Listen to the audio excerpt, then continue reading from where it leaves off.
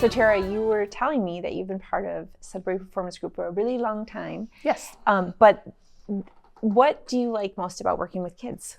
Oh my gosh. If you know me well enough, I've definitely said many, many times over that dogs and children are my favorite people. If I have a choice to work with adults or with kids, I would choose kids every time, not because I don't love adults. I just feel so much joy being with the children and the energy they give and just the different perspectives and the things they come out with, whether it be rehearsal related or otherwise, because they'll just tell you about their day. And just even today, for example, one of our cast kids, he knits. And he was showing me his patterns, and it was just something I'm like, I don't knit, I would love to learn to knit. So it's kind of just inspiring to hear what they're interested in. Yeah. And a lot of the time it's surprising, so I enjoy that a lot. Well, I'll have to say, I just in my brief observation, just walking in and out, you do a great job with the kids. So you're doing really good. Thank you. Good job. What are you looking forward to most with this group of kids for the show run? Oh gosh.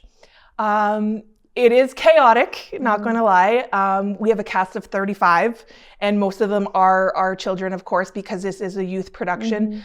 So just the hustle and bustle is part of the excitement, though, right? Because it's the first time for many of them. Like our youngest cast member is 6. There's actually 2 6-year-olds. There's a 7-year-old. There's a few 8-year-olds. So just getting to see how they process this from start to finish, because a lot of them are asking questions now like, oh, we do that in the theater? Oh, what does that look like? Because a lot of them have never been on a stage. So I'm looking forward to how they take that all in and getting to actually watch that, because I do, as busy as I am, try and watch to see how they're maybe perceiving their situations and the questions they come out with. So once we move into the theater space, it changes the game quite a bit, because here it's quite large. So I keep telling them they're going really far to the side, for example. I'm like, you're off stage right now, but they have no idea, right? So just seeing it through their eyes as much as possible. That's what I look forward to. Yeah. I imagine that with as much experience that you have being in performances and being part of theater, it must be really rewarding to be part of raising up the next generation of actors. Yeah, because I actually say that I came to theater quite late in the game. I say late because I was almost 30 when I actually started doing theater, and it's already been 10 years that have passed. I never thought I would be on stage again after I stopped dancing, because I did competitive dance when I was younger.